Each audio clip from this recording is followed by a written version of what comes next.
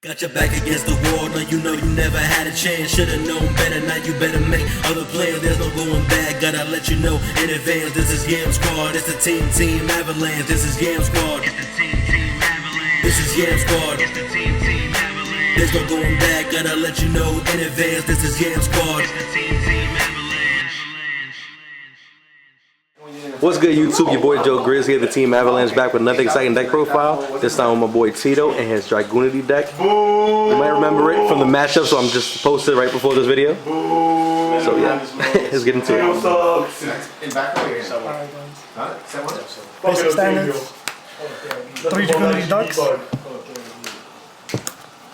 2 Dragunity phalanxes,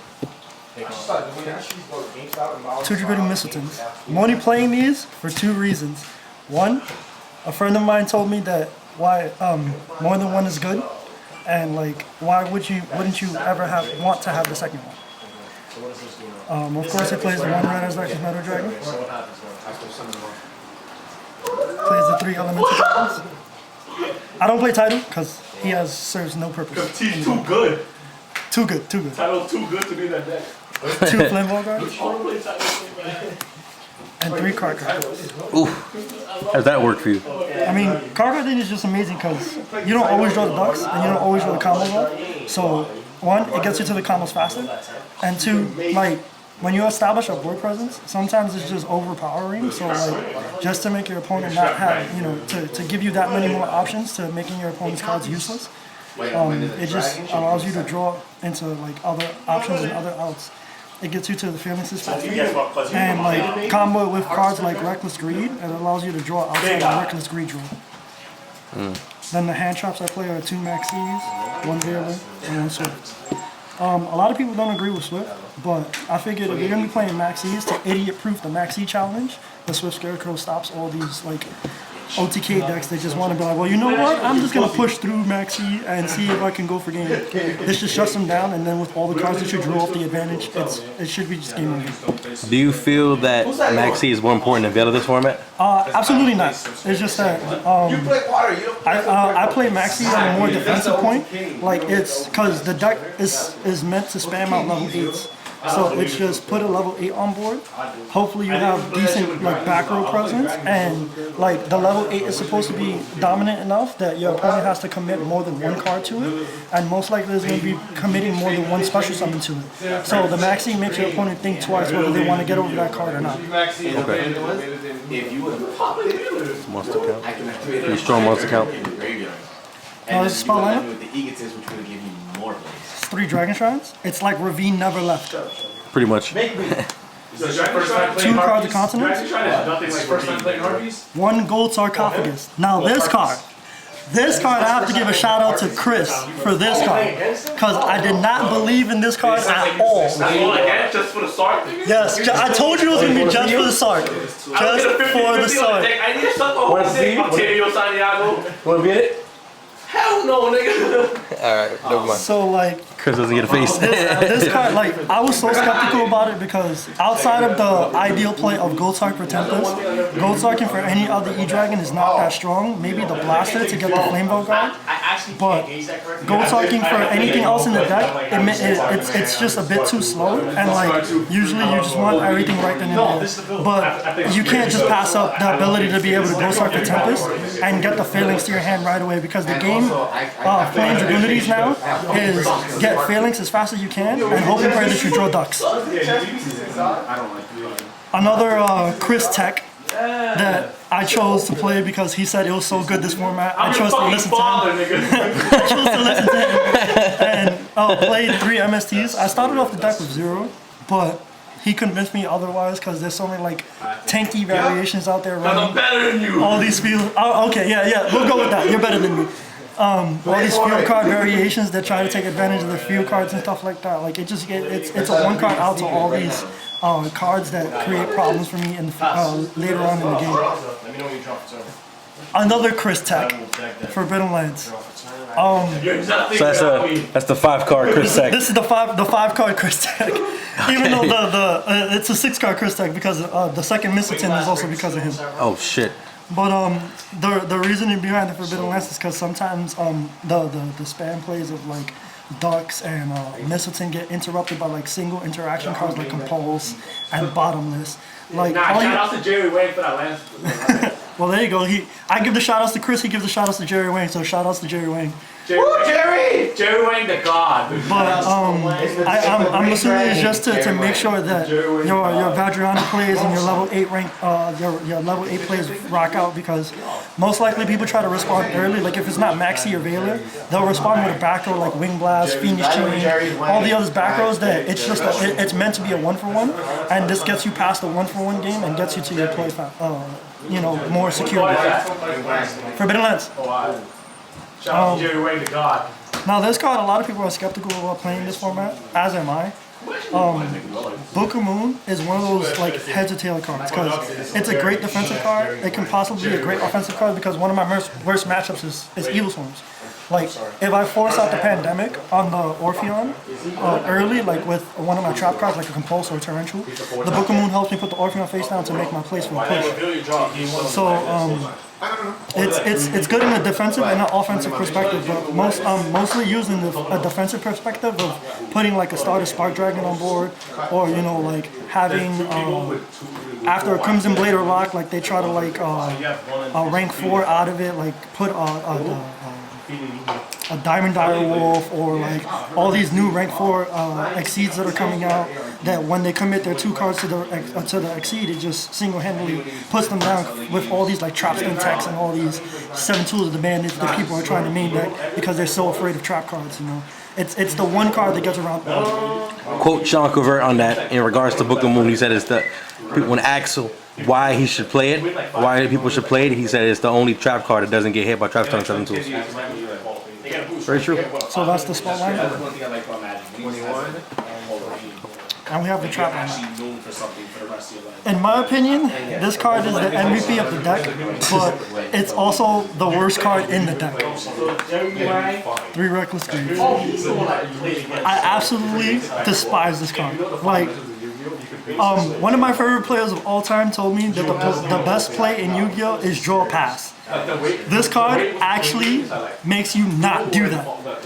Like, any card that takes away a draw phase is kind of bad, but when played in multiples, it balances itself out. I mean, it still sucks, but the fact that I play the 3 cardies in the main, it doesn't really balance it out, but it makes it so that I'm not restricted to the whole having to wait 2 turns to draw cards from my deck. And like the Shrine, the mill cards that I need to mill when I draw them off of this. Maxi will help me draw more cards out of my deck if people want to, opt to special summoning against me to like press. And it's like there's ways around the whole not being able to draw for your draw phase, but it gives you those extra cards you need to make plays when you want to make them. Because there's those moments where you'll have the Phalanx setup but no ducks, and then you'll have like all this deck thinning that you go through, still requiring the ducks, and these guys can get you that many cards closer to it. And then the basic trap line, it's the one-ups, the Solemn One, the Bottomless, the Torrential, the Compulse, 1 Wing Blast, 1 Regret. The reasoning for these cards, because I know a lot of people are like, oh, Wing Blast and Regeki Break aren't really that good anymore, but the reason I play them is because, like, Phalanx needs to be in the graveyard. If you open with Phalanx or draw into Phalanx, your Duxes cannot activate their effects because they need to be in the graveyard. So this helps you not only have an answer to your opponent's card presence, but it also helps you get to that inevitable end where you need the Phalanx in the graveyard. It's also there to help just in case I don't draw the plus of cards of consonants. That's the trap line. We're going to move on to the actual. Of course, the burden of every Dragunity deck, the 3 Vadrianas. I personally think this card sucks, but every Dragunity deck that plays Dux Phalanx needs to play this card because it's the go-to card in the deck. Like, it sets up all your plays, but the fact that you actually have to extra deck 3 sucks. Because there's like, it's so limited space nowadays, it's just like, I just really wish we didn't have to extra deck 3. But if you're going to play 3 Duxes, you have to play 3 Vadrianas. Pretty much. Then my level 8s are Spark Dragon, MVP. Literally the MVP. Starter Dragon. Colossal The way I Fighter, put it was like, if you have Crimson all Blader, manners against people, 2 Scrap Dragons, you don't Second talk about MVP. it, you don't do anything, like you live, breathe, and eat. Giga Castle. In 5 This is on the years, off chance where like it's all memorization. I had removed those set moves. It's not like you can. Tempest for E-Dragon to search the phalanx, and on the off chance that my opponent is reading It's all pre-made set up. a Mistleton with the E-Dragon on board, whether it be Blaster or Redox at the time, the summoning of my phalanx is not completely deaf to me, because like it's the same theory on the whole summon mythic tree play, where when you summon it, they read your play and they try to max you in advance to get the most pluses out of it. So they do the same thing when a phalanx is summoned.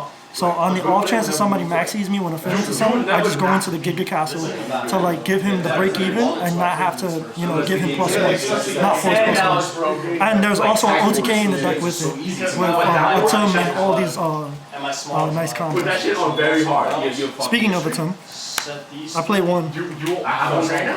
And I always say that the amounts of Atums you play should be followed by the amounts of Gaia Charges you play, because that's the play. It's you Atum, summon the dragon, and then to make him useful, you overlay the Gaia Charges so that way you can at least have a body to swing with. And of course, Gaia Charger is great this format because everybody wants to be playing these plant decks and these, you know, decks that make all these tokens that are just sitting there waiting for you to like kill them. So why not deal some damage while you're at it?